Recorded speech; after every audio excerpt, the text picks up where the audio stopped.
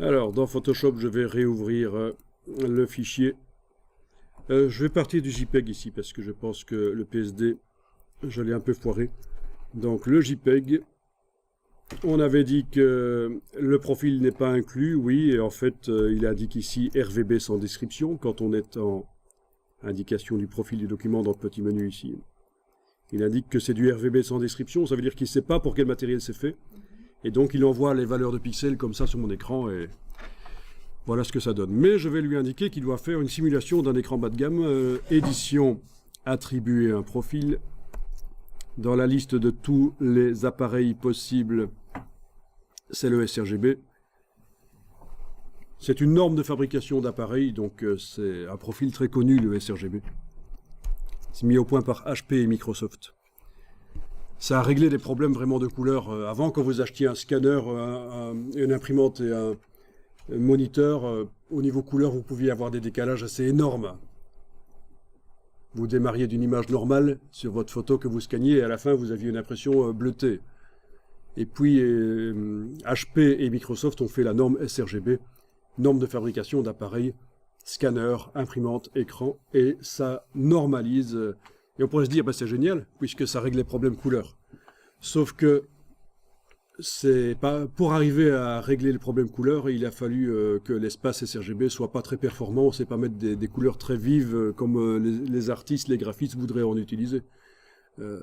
C'est quand même d'une description d'appareil bas de gamme, pas très performant. Donc c'est pas la panacée pour le graphiste, le sRGB. La norme de fabrication sRGB, même si ça règle des problèmes couleur. Maintenant, quand je scanne une photo, que je la regarde sur mon moniteur et que je l'imprime, c'est à peu près, les couleurs sont bonnes. Hein, mais je ne pourrais pas faire des choses très flashy, très intéressantes. Vraiment, c'est important d'avoir un écran de qualité.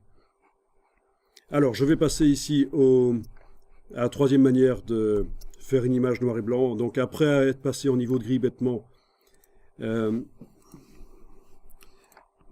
après avoir désaturé, quelque chose d'assez rapide, c'est choisir une des couches. Donc dans la palette des couches,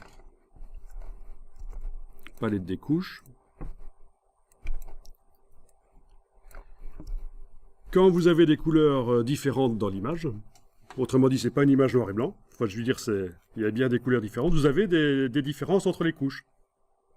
Vous pouvez cliquer sur chacune des couches, chacun des canaux couleurs de l'image, et vous avez chaque fois une photo différente.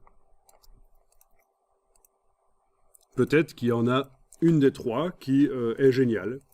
Ça peut arriver.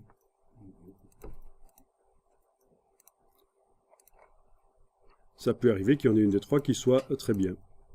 Ici, c'est pas vraiment le cas, mais je vais essayer avec les deux autres images que j'avais été téléchargées.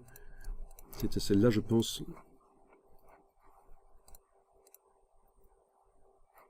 Voilà. Alors, voyons ça. Rouge, vert, bleu. Moi, je pense que la couche bleue est pas mal, là. Ça dépend ce qu'on veut faire, la verte aussi. Ça dépend si on veut mettre l'accent sur l'ambiance générale, le paysage, ou si on veut vraiment focaliser sur les cyclistes. C'est quand même assez différent. Hein. Ici, rouge, vert, bleu. Voilà, je pense que la couche rouge est pas mal. Hein.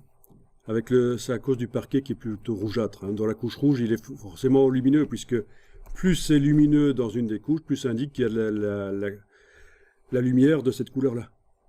Donc le parquet est en rougeâtre, brun rougeâtre, il y a beaucoup de lumière à l'endroit du parquet dans la couche rouge. Il n'y a pas beaucoup de bleu dans le parquet, c'est pour ça qu'il est sombre dans la couche bleue.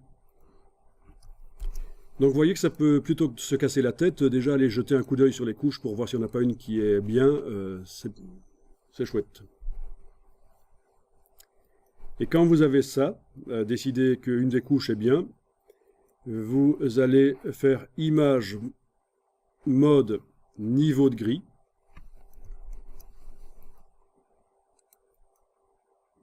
Il vous demande si vous voulez supprimer les autres couches. OK. Et vous récupérez une image niveau de gris qui n'utilise que la couche rouge, dans mon cas.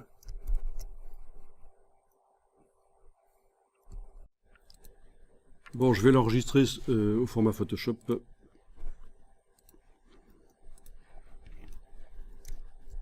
Voilà. Ici, à part la couche bleue, les autres sont un peu pourris.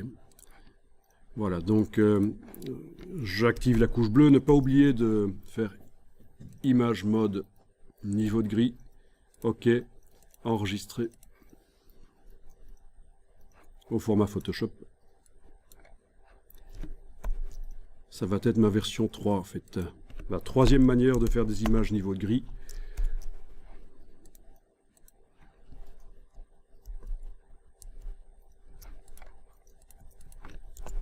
Après la première manière, la deuxième, voilà, la troisième. Choisir une des couches. Quatrième manière de faire des images grises, faire des opérations entre les couches.